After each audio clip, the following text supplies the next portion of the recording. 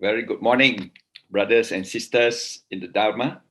Sukioto, and very happy to see each and every one now, well and happy and also strong. In other words, you have coped very well with the pandemic that we are facing. So I'm very happy to say that all of us have tied it over the last 2 years, and it's time for another new year, which is 2022. And so we have to look forward to a better year. At the same time, continue to protect ourselves and write it out again with a lot of patience, with a lot of tolerance, and with a lot of understanding.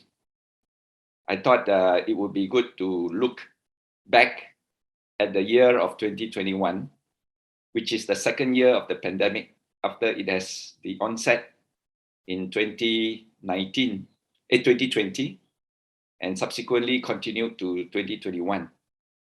And we are fortunate that we are all been able to ride through this period, and most of us are still well and healthy. And also, we continue to at least be at peace with ourselves and at the same time support ourselves during these difficult times. Now, I think this is a very serious life-changing event which has never occurred in the history of our human existence. And this is also one of the biggest pandemic since the last plague that occurs, or what we call the Spanish flu, that we have suffered in the last decade, in the last century.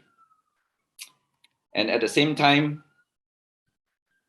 we are also faced with a lot of very stressful moments, looking at our friends who have passed on, and some of us who are dear to us, who have not been able to survive these difficult times, and also to a lot of difficulties that is being faced by our fellow workers and staff who have to be retrenched and who have to be let off in order to salvage the economic situation of companies and also organizations.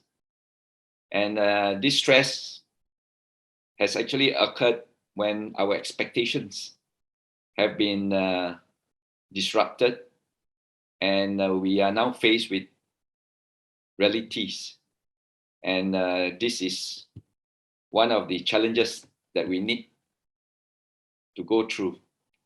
And especially during this period of pandemic, with lots of stress, many could not cope with the management of it, and some of them have even taken their own lives. And it's sad to say that sometimes when the psychological impact that has affected so many people, we need to actually keep ourselves focused and calm and reflect upon a lot of virtues that we have acquired and learned over the period when we are sharing the Dharma, learning the Dharma, and it is good times for us to put them into practice. Now, when a lot of our expectations are not being met, and we were able to accept it and realize that these are the life-changing events and these are the changes that will happen and which is inevitable, we begin to then realize a lot of peace within us. And peace is actually very important in our minds. And we have been taught to reflect, to think, and also to practice all the patience and all the tolerance, understanding the Dharma well and using it and practicing it for the betterment of our mind and body. Now, it is also during this period we have to reflect back on our Four Noble Truths. And the Buddha has actually pointed out very clearly that all the sufferings and unsatisfactoriness that occurs within us is actually caused by our craving, our desire to continue to have the same experience and continue to have the same norms, continue to have the same lifestyles. But when this changes, and if we cannot accept them, and that is the time when our craving do not cease. We will continue and it will disturb and disrupt our lives. Only and only when we begin to realize that these are the causes when we are having craving in our minds, desires in our mind, expectations in our minds. And these are the cravings that eventually will lead us to a lot of unsatisfactoriness. And the Buddha pointed out in the Third Noble Truth that what if you were to cease from this craving, cease from the attachment, cease from meeting up your expectations and able to let it go, able to liberate yourself from these attachments, then that will be the end of dukkha, or end of unsatisfactoriness. But all these are easy said than done. As a result, most of us are caught within the web of samsara, that we find ourselves not able to let go and to release ourselves and to liberate ourselves, and thus get ourselves into very stressful thoughts and stressful minds. And subsequently, we then go deeper and deeper into our troubles. So there is the Noble Eightfold Path, which is the Fourth Noble Truth, where we have to learn the right understanding of the Buddha's teachings and about the laws of nature, and to understand what nature is, and being able to accept what nature bestows upon us during this time. It is as if like there is a rejuvenation of the world, a realignment of the forces and realignment of the energies that exist within all of us and even outside us. And if only we can learn the workings of it and understand the nature, and we are prepared to accept the forces and the changes that comes along with all this impermanence, then our mind will be at ease. Our mind will be able to be pacified and conditioned into peaceful states, into less stressful states. And then we will be able to overcome our unsatisfactoriness. So the first noble truth is that we realize that these are all unsatisfactoriness of life that we have to face. These are realities. Second noble truth is that all these are caused by our expectations, our attachment, our clinging, our cravings. And the third noble truth says, if we were to cease from them and let it go, detach ourselves, free ourselves and liberate ourselves from it, then that will be the cessation of unsatisfactoriness. And of course, the methodology and the path that will lead to the cessation of our cravings will then lead to us the liberation of the mind and enlightenment.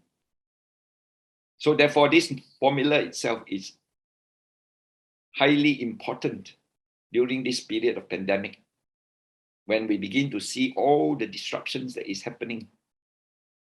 And if we do not understand the laws of nature, then we will be in a lot of stressful states. So to avoid them, understand what the Buddha was trying to teach us for 45 years of ministry. And basically, he's teaching us that these are the laws. These are the natural events. And these are the alignments of forces in nature. Go along with it, live in harmony with it, accept them. Then you will be free from the forces of it, from the repercussions, and from that energies. And it's also during this period that we begin to understand the characteristics of all the phenomena, realizing that there is nothing permanent. All phenomena that is conditioned to exist is subjected to anicca, impermanence. It will keep on changing. It will keep on evolving. It's like when we look at the the COVID virus itself. Today, it could be Alpha, tomorrow is Delta. And subsequently, it will change to Omicron, and it will then evolve into something else.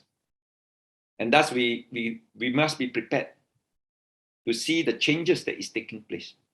And each time as it takes its form, we must learn to adapt. We must learn to adjust ourselves and align it, and thus be able to cope. And there is no permanentness, no permanent entity for you to grasp and says, no, stop. Remain as it is and don't change further.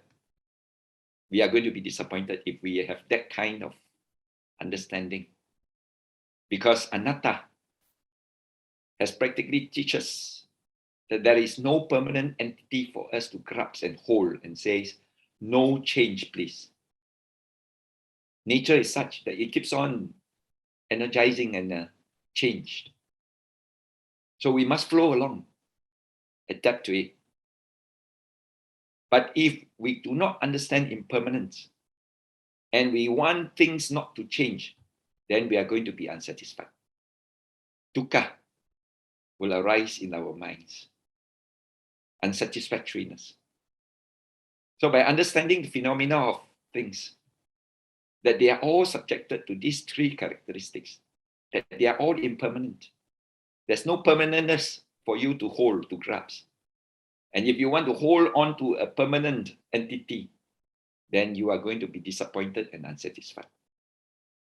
Therefore, allow nature to take its course.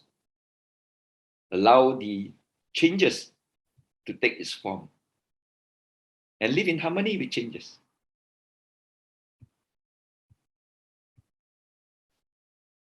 So basically, the lessons that we learn from the Dharma will then help us to deal with the aftermath of the pandemic.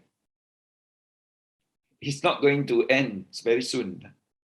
Whether you like it or not, I think we must prepare our minds to face it, maybe for another 1 or 2 or 3 years more. And each time, the evolution of the pandemic is going to take new forms, new challenges. But what shall we do? Are we going to be despaired over it, disturbed over it? No. Let us cope with the changes that is taking place. As it changes, we adapt. As it changes, we realign ourselves.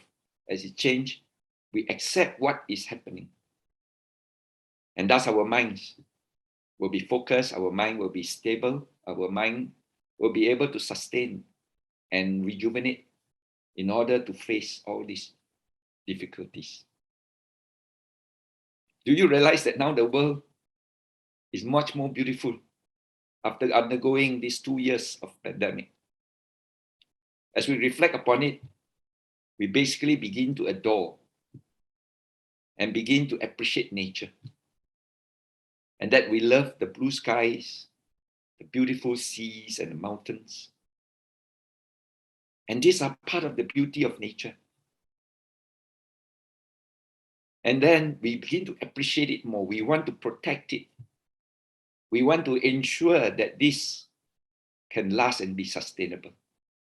And that's why we are now more natural in our thinking. We are now more protective of our environment. And we now learn to live in harmony with nature and do not disturb the forces of nature. We don't pollute it. We don't create disturbance to it.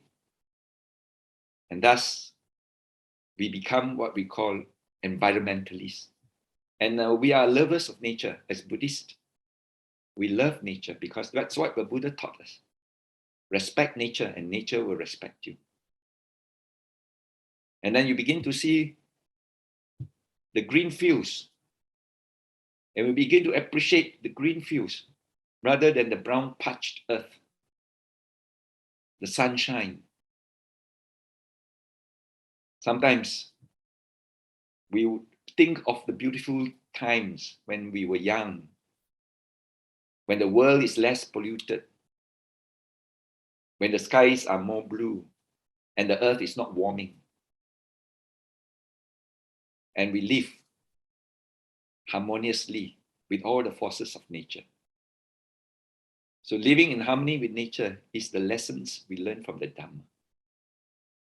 And especially during this pandemic and these difficult times itself, we actually become more grateful to what nature provides for us.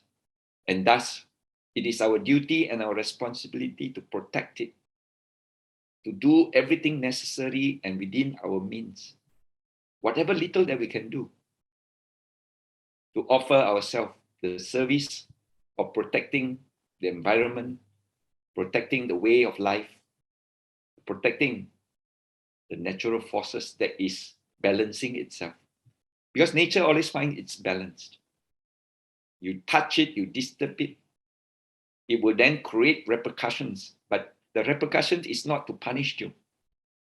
The repercussion is just nature's way of realigning back again and returning back to its balanced state of nature. And so we should not be disturbed by it when it's trying to return. And we should be responsible because we caused it to be disrupted. We are the cause most of the time. If nature were to allow it to run on its own course, it wouldn't have so much calamities and earth warming and pollutions and gases which disturbs the very existence that we are in now. So it is an important lesson that we learn during this period. Reflect upon it and says, let us now live in harmony with nature. And I think this pandemic itself, we enjoy looking at animals. In fact, remember the early days of 2020 when everywhere was locked down and we are in our homes. The animals were roaming free. And some even visit us in the town, in the cities, because they have a chance to come into the cities. And you get pictures of animals who then come into the city roads and they have a good time to themselves.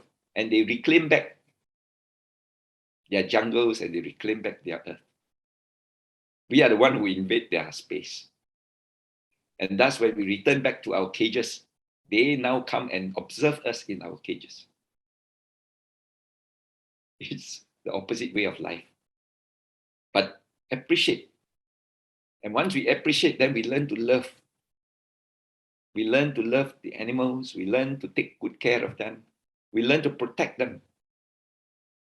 And thus be able to then sustain what nature has offered to us. So it's time to learn the new norms. And be prepared for all these new normals. Especially those of us who are in business, in professions, in career. The time has come for us to not just stick to our old ways. Because the realignment of forces has now taken its form. The new norm of doing things. Working from home. Having a lot of what you call food, which are more nourished and more nutritious. Because we eat now more at home rather than out. And thus we care about our health. We protect ourselves. We protect ourselves with good vitamins, keeping us immune and strong, so that we can be able to sustain and face all this. And you notice that we are now going to less shopping. We buy a lot on the line. E-commerce is actually the trend of the day. So we have to think ourselves now to realign and readapt, to sell our goods, to do our business, to present our cases in e-commerce. And this is e-marketing, e-service, and so on.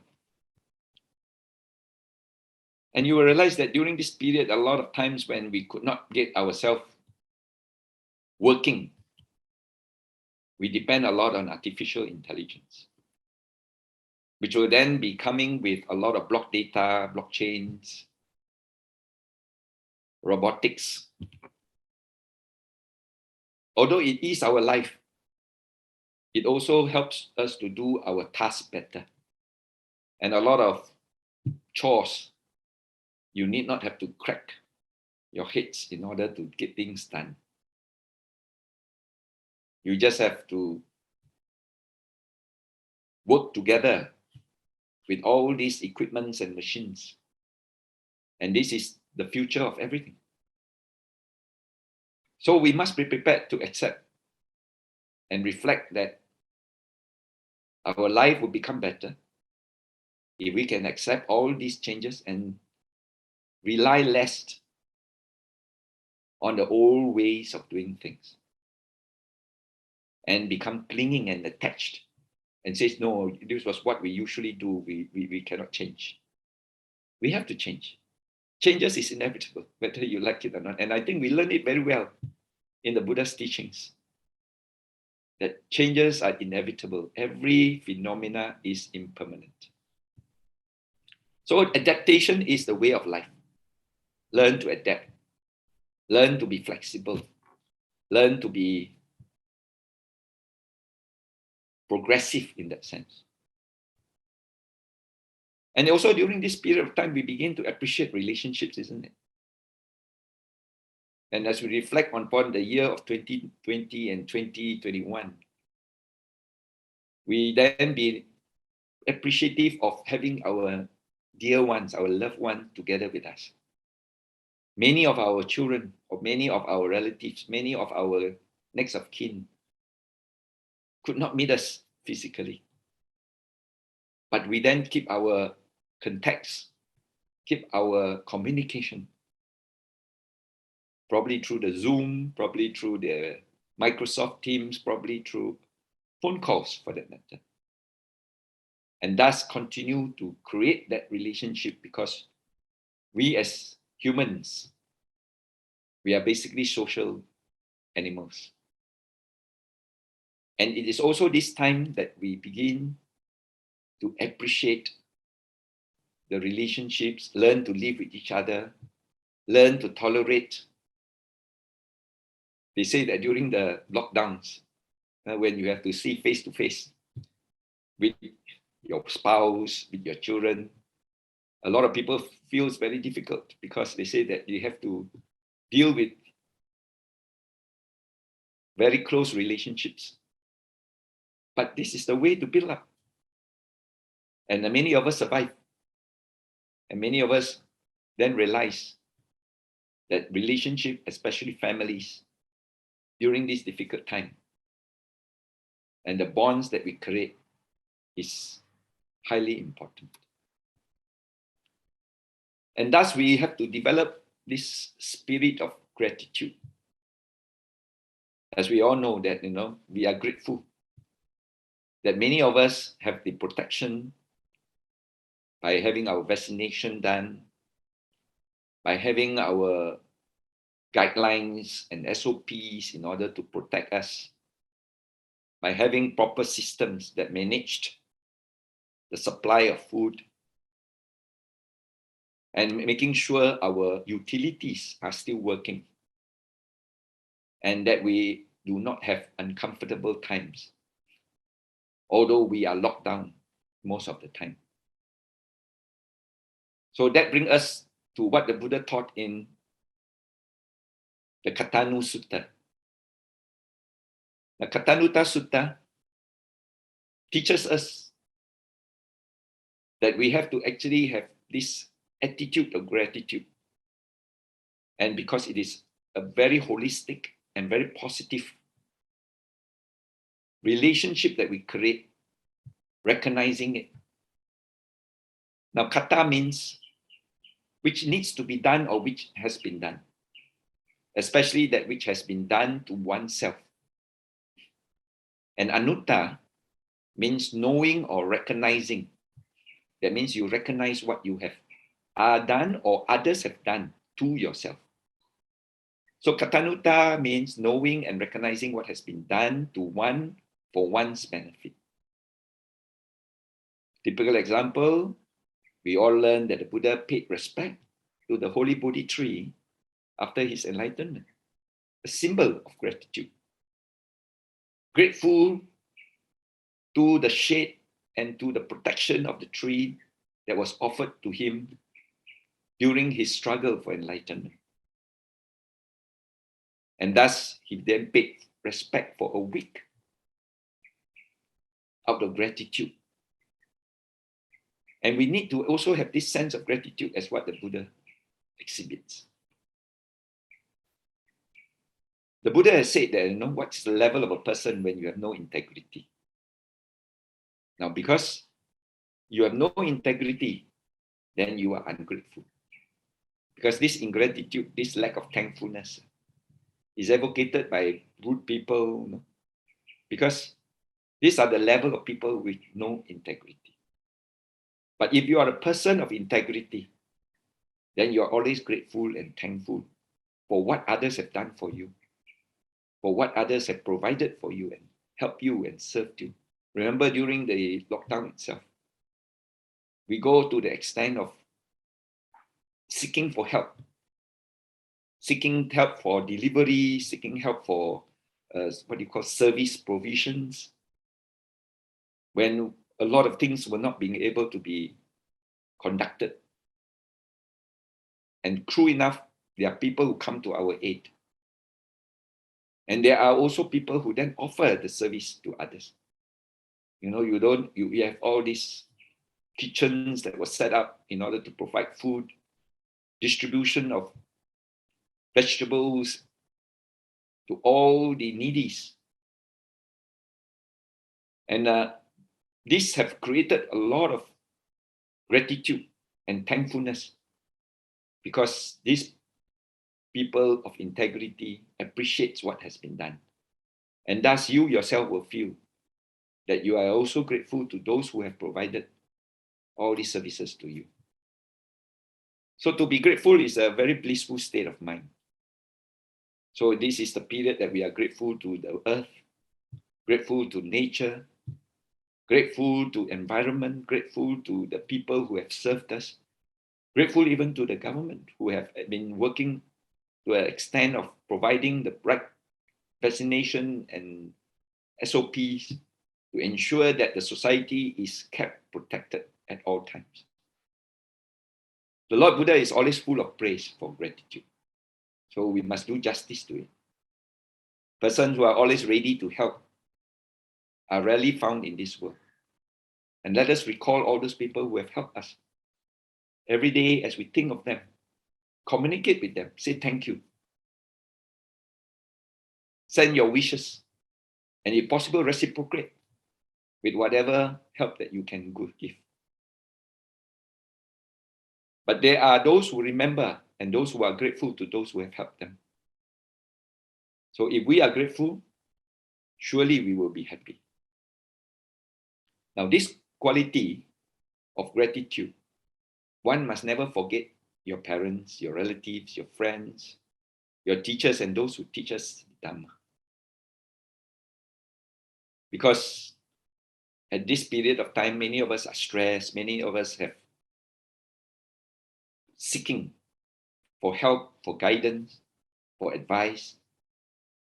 And we have our brothers and sisters in the Dharma, our Kalayana Mitras, who keeps on constantly refreshed with good advice, good teachings, good friendship. Let us also be grateful and be happy for them too. So a grateful person will make for harmony and peace, and that's what we value the most. We live because we wanted peace. We live because we wanted harmony in life. So those who have provided us this, let us remember them and let us love them. Our parents, our friends, our relatives, our teachers, and even officers who have served us. And also during this period, let us remember the Mangala Sutta, the discourse of blessings. Garavo cha niwato cha, santuti cha katanuta, kalena dhamma savanam, etang mangala muttamam. Being respectful, being humble, contented, and grateful, and listening to the Dharma at suitable time. This is the highest blessing. Now, during this period of 2 years, I think we have heard a lot of Dharma talks. Through the service of Zoom and through the service of our Buddhist centers, who have worked very hard to ensure that if you don't come, we come to you. It's like you don't, what you call, bring Ali to the mountain, then we bring the mountain to Ali. So there's lots of sharing, there's a lot of pacification of minds, and there's a lot of encouragement and enrichment of our spiritual life. Indeed, we are blessed. And it recalls to us what the Mangala Sutta has said, that once we have these qualities, we actually enjoyed the highest blessings. So Achancha said, the Buddha taught us the virtues of Katanu and Katavedi. That means to say we understand our debt of gratitude. And then eventually we try to repay. These two virtues are complementary. So during this period, especially our Nalandians, let's remember our teacher. Let's remember our brother Tan. Let's remember all our friends and relatives, and also our members who have worked together, helped themselves together, continue to protect and guide us. This is actually one of the most wonderful experiences that will help us remember these years of pandemic. And as we reflect upon the year 2021, we did not spend it fruitlessly, wastefully. We did make full use of this year, not only to try and protect and support ourselves, but also to learn through all this experience and then evolve into a better person, into a much more improved person. So therefore, when you have this antidote for tough times, remember, always have gratitude and always have joyful thoughts. Then you have no cause for anything. So let us all rise up and be thankful. Because if we don't learn a lot today, at least we learn a little. And if we didn't learn a little, at least we didn't get sick. And if we got sick, at least we didn't die. We are still here talking to each other. So let us all be thankful. Reflect upon these years and look forward now to the coming year of 2022.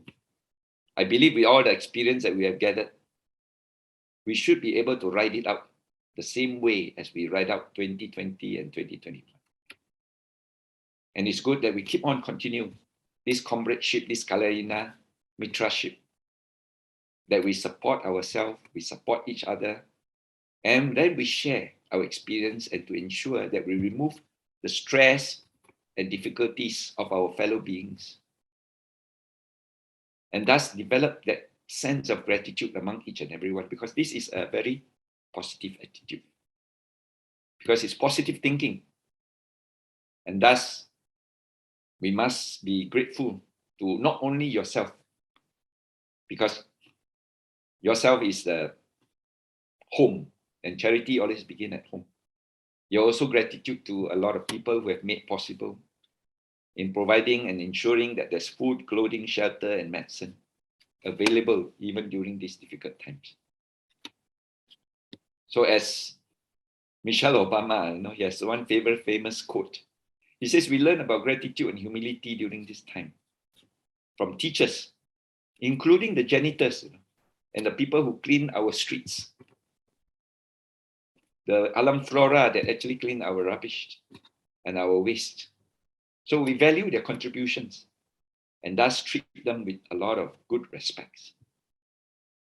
So therefore, develop sense of gratitude as a lesson that we learn, because this is an antidote to the poisons of greed, hatred, and delusion.